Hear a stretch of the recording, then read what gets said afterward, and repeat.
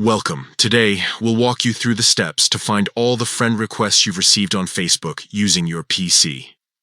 This guide is perfect for anyone looking to manage their connections or keep track of pending requests. Let's get started. First, open your web browser and log in to your Facebook account at facebook.com. Once you're logged in, head to the top right corner of the screen. You'll see your profile photo there. Click on it. This will open a drop-down menu with several options.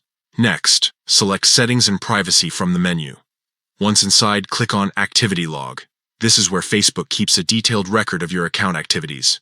Now, look at the left-hand side of the page. You'll find a section labeled Connections. Click on it, and a list of options will appear underneath.